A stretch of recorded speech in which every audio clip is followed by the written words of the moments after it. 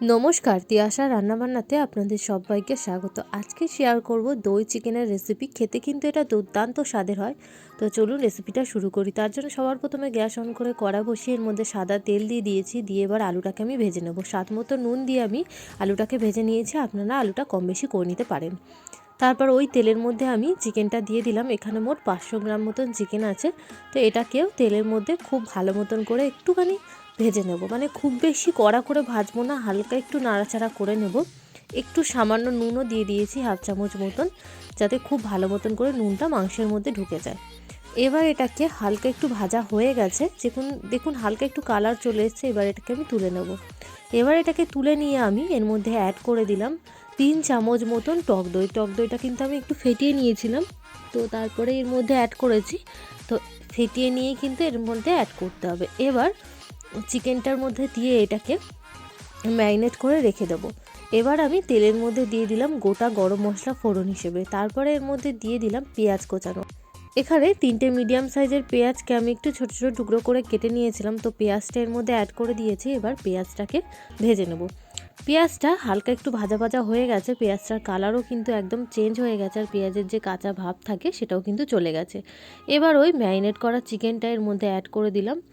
দিয়ে কিন্তু খুব ভালো মতন করে আমি এবার মিশিয়ে নেব। 2 থেকে 3 মিনিট মতন কিন্তু এবার এটাকে নাড়াচাড়া করে নেব। তারপর এর মধ্যে আমি অ্যাড করে দিলাম 1 চামচ মতন আদা বাটা, 1 চামচ মতন রসুন বাটা। দিয়ে এবার 2 থেকে 3 মিনিট মতন কিন্তু আমি আবারও এটাকে কষিয়ে নেব। কষাতে কষাতে কিন্তু মশলা দিয়ে একদম তেল ছেড়ে আসবে।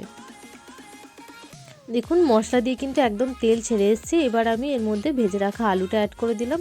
এবার আলুটা দিয়েও কিন্তু আবারও 2 থেকে 3 মিনিট মতন আমি এটাকে কষিয়ে নেব। এইভাবে দই চিকেনটা রান্না করলে খেতে কিন্তু দুর্দান্ত স্বাদের হয়, আর ভাত, রুটি, লুচি, পরোটার সাথেও কিন্তু একদম জমে যায়। তারপর এর মধ্যে আমি স্বাদ মতো নুনটা অ্যাড করে দিলাম। নুনটা দিয়ে আবারও 2 থেকে 3 মিনিট মতন আমি চিকেনটাকে কষিয়ে নেব।